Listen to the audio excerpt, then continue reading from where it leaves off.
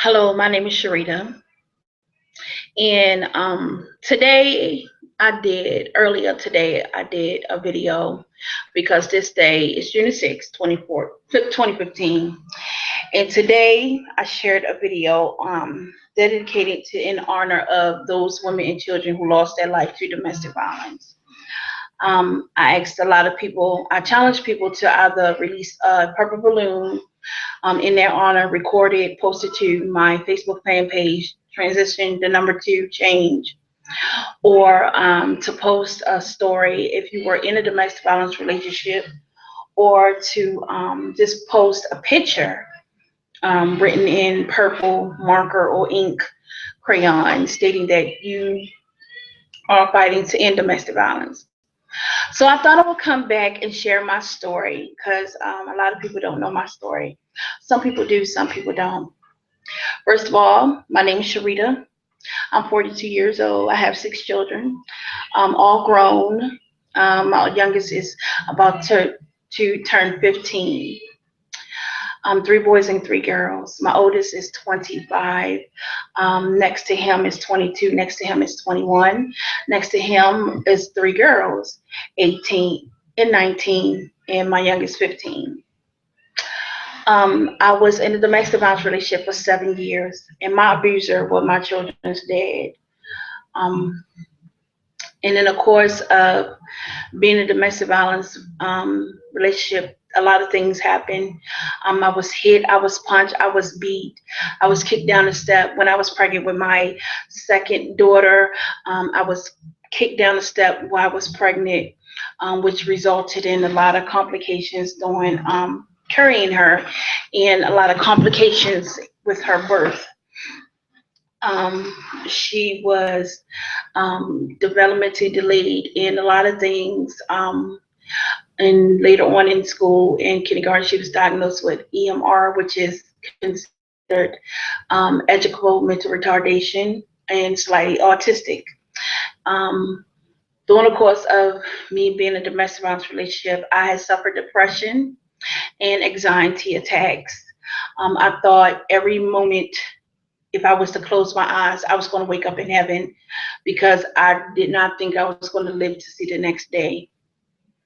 I was thrown against the wall. I was cheated on, and as a result of being in a domestic violence relationship and being cheated on by my abuser, I contracted STDs. STDs it stands for sexually transmitted disease. I contracted gonorrhea. First off, let me explain to you, I am not ashamed to share my story. I'm very transparent because I know in me sharing my story, somebody that's watching this video or someone that will be watching it later on may have a similar story to mine, or you may be in a domestic violence situation, or you know someone that's in a domestic violence situation, and my story can help them to come out or to overcome and to get past, to move on, to forgive, so that your life can start over again. I tried several times to get out, kept coming back, getting out, kept coming back, getting out, kept coming back. Um, as a result of me being in a domestic violence relationship, not only was I being abused, the abuse started to turn towards my children, my sons at the time. So my sons was getting abused as well. And as a result of that, my sons had suffered because the effects had affected them, mentally and socially and psychologically on up to their teen and adult years. My oldest son now is 25. I could recall when he was 23 years old, he used to wake up, used to tell me, Mom, did you know I have nightmares? And I said, a lot of people sometimes have nightmares. He said, no, Mom, I have nightmares because I see flashbacks of you getting hit on, you getting beat, you getting punched in the face, blood coming down your eyes, blood coming from your nose, and different things like that. So if somebody tells you that a child that sees their mother getting abused doesn't affect them, they are lying. I'm a psychology major, and things that goes on around us daily affects our mindset, intellect, our mindset. It triggers something in our brain, and it sends a reaction that can really have an effect on you mentally. Um, so, as a result of me being in this predicament, I do believe, because I'm a Christian, I do believe he was sent from hell to kill me, because I seriously thought I was going to die in this relationship. My every moment, I thought I was going to die. Even in my abuser was abusing, not only hitting me, I was also being raped, being forced into having sex. So I was sexually abused at the same time. Not wanting to have sex with my abuser, but forcing me to have sex with him when I didn't want to. So, and a lot of women that are in a domestic violence relationship do suffer from that effect as well. Because when you don't want to have sex with your partner, he either beats you into having sex with you, or he forces you to have sex with. He forces himself on you, and that is called rape. Other people may say to you, that is not rape. No, it's rape. When you say no, that means no. But when he forces you and when a man has to force you and hold you down and to force himself on you, it's called rape. I don't care what anybody say. It's called rape in my book. So as a result of that, I kept finding myself getting out, coming back, getting out, coming back. As a result of me being in a domestic violence relationship, I had caught pneumonia. At the time, we was having a discussion where I told him he had to stay home with the kids because he ripped and ran up down the street after women.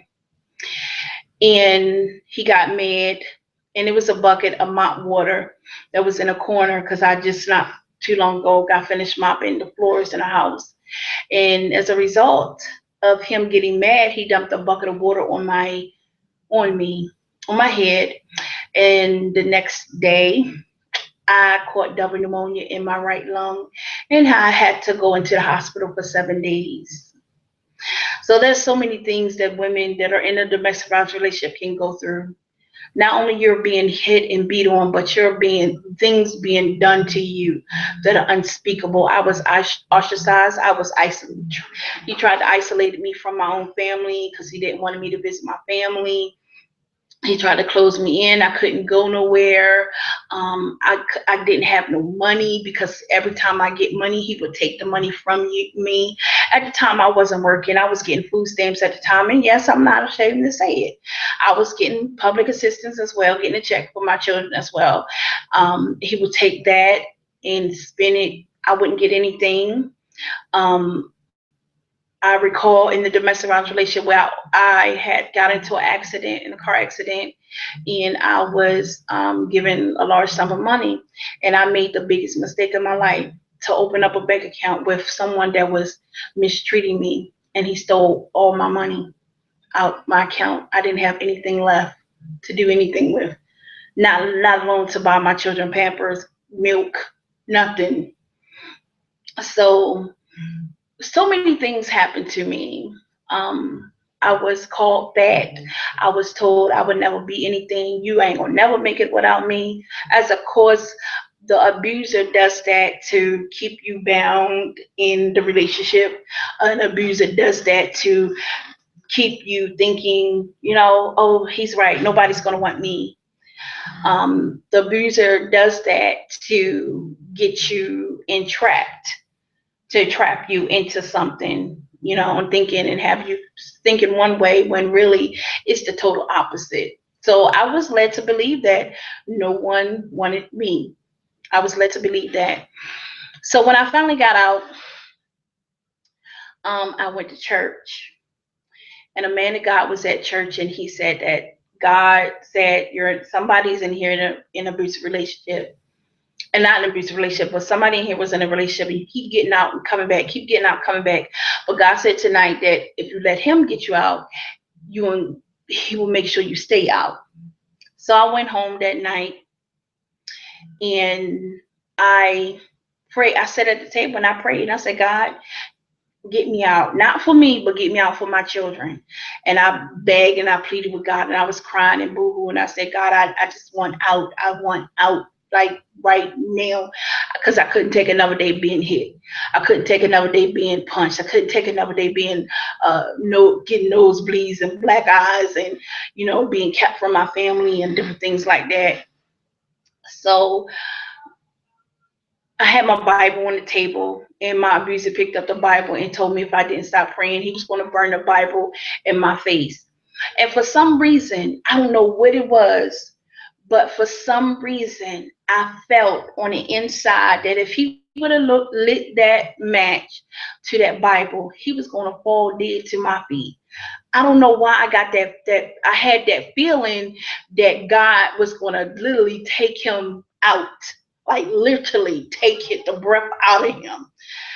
And it was a strong feeling that I felt. And I said, if you like that Bible and that Bible starts to burn, God is going to take your life in front of me, like literally in front of me. And I just knew that God was going to do that. And he put the Bible down, but I knew it was the devil. So I got out. And once I got out, the phone calls, the threatening phone calls started coming in. He started threatening me. He started saying that if I see you on the street, I'm going to shoot you. If I see you in the street, I'm going to stab you up. He would call my mother and tell my mom, I'm going to chop your daughter body up in little teeny pieces, and I'm going to scatter her body pieces in the ocean. Things like that. He would call my mother and tell her, I'm going to chop her body parts up. I'm going to chop her head and her neck and her arms and her legs off. And I'm going to put them into plastic trash bags, and I'm going to mail them to you. All kinds of crazy stuff. I mean, he threatened me with all kinds of stuff that he was going to do to me, that he was going to literally kill me if I didn't come back, basically. But I didn't go back, people. I didn't go back. And as a result of that, before I got out, I had an abscess tooth. I know what everybody knows what that is. And my whole left side of my face was swollen up. I mean, it was actually swollen up to the point where my eye was kind of shut, and I couldn't even open my mouth to eat. I would have to like smush stuff up and slide it into my mouth. I would have to drink from a straw because I couldn't eat because of the pus in my face. And that happened a couple of days before I got out the relationship, and I got out and I went to the emergency room. And the doctor called my mom and told my mom that I got there just in time. I think, I want to say the pus was almost to my brain.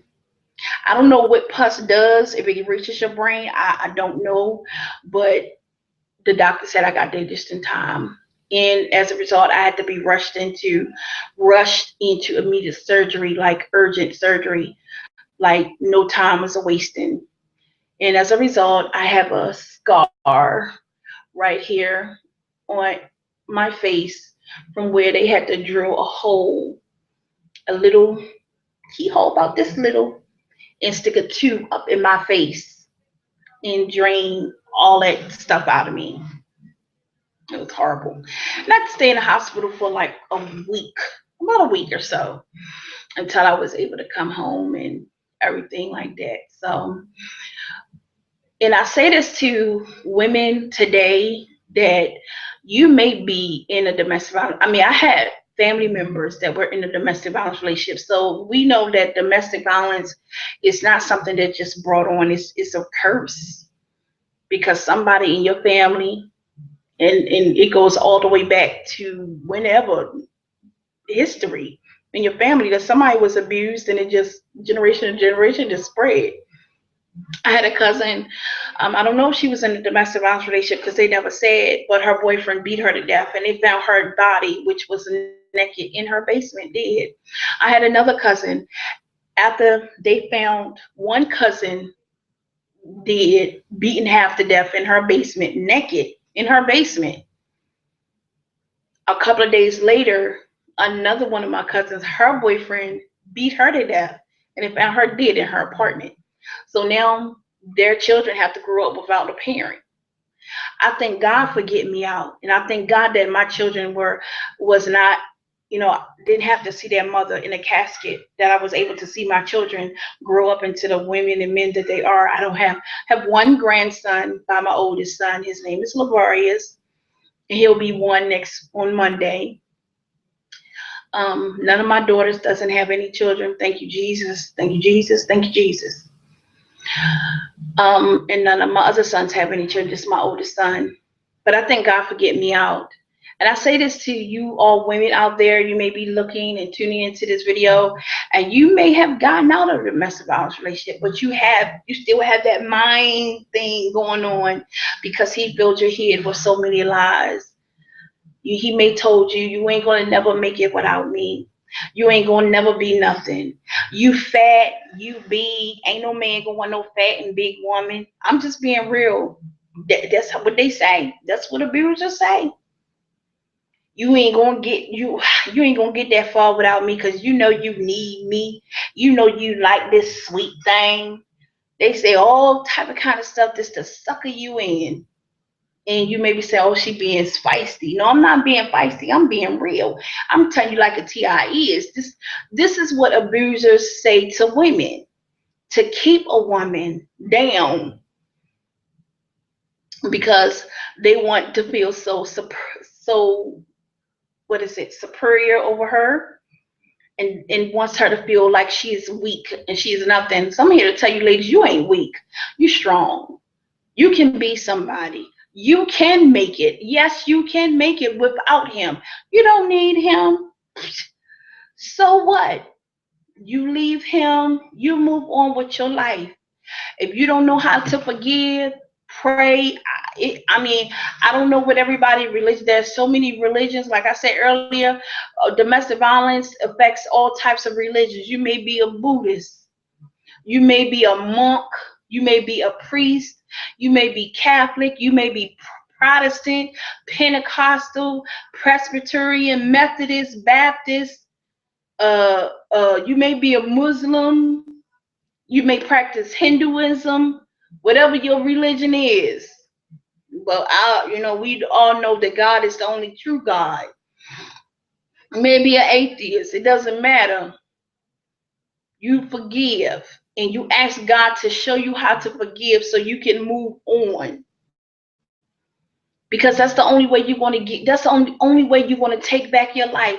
You may be a woman that's watching this right now. You may be saying, I've been out of this domestic violence for 20 years and I'm still having nightmares. I still can't get close to a man. And there may be a guy out there that love you, that want to talk to you, that may want to approach you, but because you so jumpity, because you still have the mindset, oh, he's going to do what my last boyfriend did. He's going to do what my husband did. He might slap me if I say something that he don't like. He might punch me in the eye if I say something. He might give me a black eye. No, every man is not the same. You may be one, because I know a lot of women that were in a domestic violence relationship. They think all men are dogs. But all men ain't dogs. There are some good men out there that's going to love you past your pain. That's going to love you for who you are, not for what he wants you to be. He going to love you for you. It doesn't matter. Their men have their preference. They have their likes. It doesn't matter. You may weigh 450 pounds, but God will send a man in your life that's going to love all 450 pounds of you. You may weigh 600 pounds and God will send a man that's going to love all 600 pounds of you. He's going to love you. He's going to love who you are. He's going to love the person you are. He's going to love your personality. He's going to love your integrity. He's going to love you, the character of you. He's going to love you. He's going to love you and make up for the lost time. He's going to love you and make up for the pain and the hurt and all that stuff that you had to go through. So don't ever let no man tell you, because he tried to belittle you. Basically, that man that beat you, he tried to belittle you. He tried to make you think that you're weak, but you're not weak. You are strong. You're stronger than what you think you are. So you can rise above. I have. Because I was told the same thing. Because I'm a 4-figure woman. I'm a big woman. I ain't ashamed. I was told ain't no man gonna want no big woman like you. Ain't no man gonna want no person like you. You this and you that, you this and you that. But I had to come to realization that there is a man out there that's gonna love me, past my hurt, past my pain. He's gonna make up for the things that I had to go through. He's gonna love me because he's going to love me the way a woman should be loved. He's going to treat me as his queen, just like you. I'm telling you that's watching this, and you may be crying. Don't worry, because it's a man out there that's going to call you queen, and he's going to be your king. He's going to crown you with royalty, but you got to let God crown you with royalty first. You got to let God take away that hurt, take away that pain. You got to let the process of healing begin to take place. You may want somebody, but you ain't healed yet, but you got to get healed first. You can't go into a relationship and you still dealing with the abuse, and you still thinking that he's going to treat you like the next person. No, he's not going to treat you like that. Get healed so you can move on. Get healed so you can love again. Get healed so you can go after your dreams and walk out your purpose in life. I know I did. I forgave and I moved on. Who cares about him? Because I surely don't. I wish peace and blessings unto him and grace and mercy upon him. This when a man hits you or abuse you, it doesn't matter. God did not forget what he did to you. You may say, God, this man hit me. This man did this to me. This man did that to me. He did that. Let me tell you something.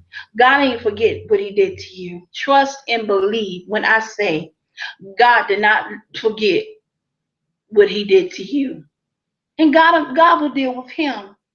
But God needs you to be healed. He needs you to be made whole. He needs your heart to heal.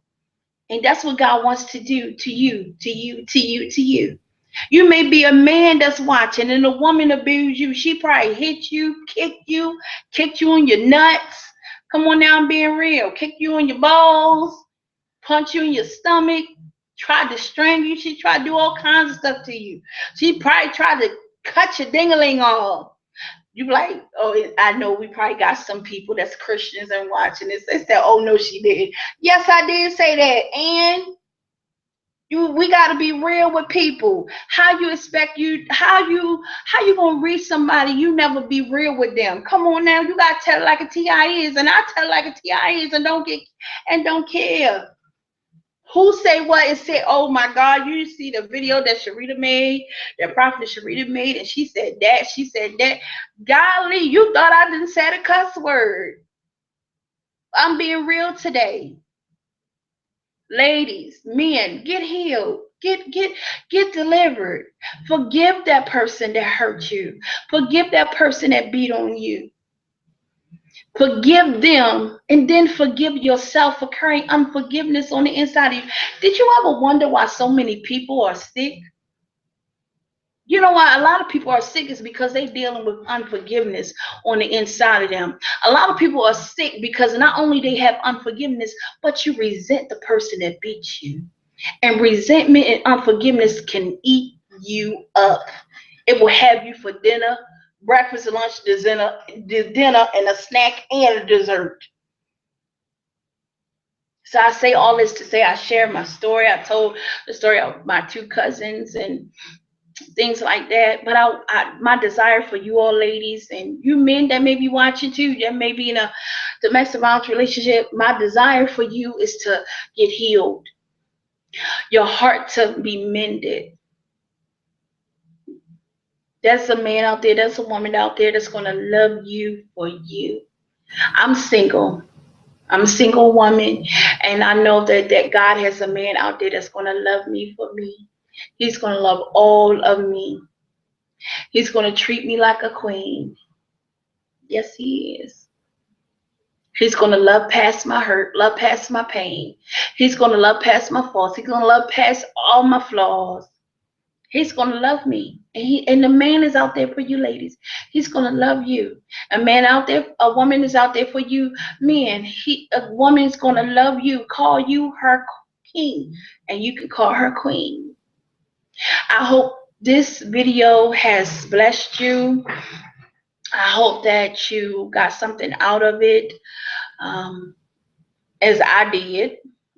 I love sharing my story. I love being transparent. Um, you can visit the Transition to Change is on Facebook. It's transition, the number two change. I'm also the president and founder of Driven to Destiny Outreach Center, which is a nonprofit 501c3 organization located in North Carolina and the state of Virginia. I invite you to visit our website as well at www.pyDestinyintlmin.org.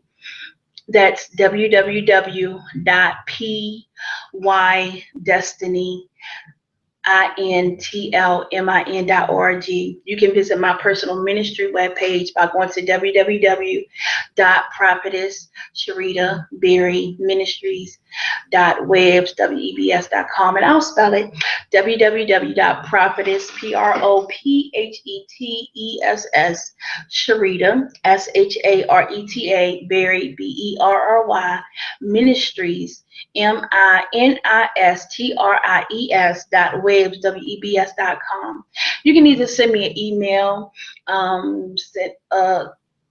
email stating your comments on the videos that I posted right here on Google Plus and YouTube, and as well on a page. There's another video on the page, Transition to Change page, by a good friend of mine, Prophetess Denise Burns, out of North Carolina, that she posted her story as well. And she released a purple balloon into the atmosphere in honor of those women and children who lost their life due to domestic violence. And you can send me an email, SharetaBerryMinistries@minister.com, SharetaBerryMinistries@minister.com, or make a comment on the video. And until the next video, remember, you are an overcomer, and you will get through this, and this too shall pass.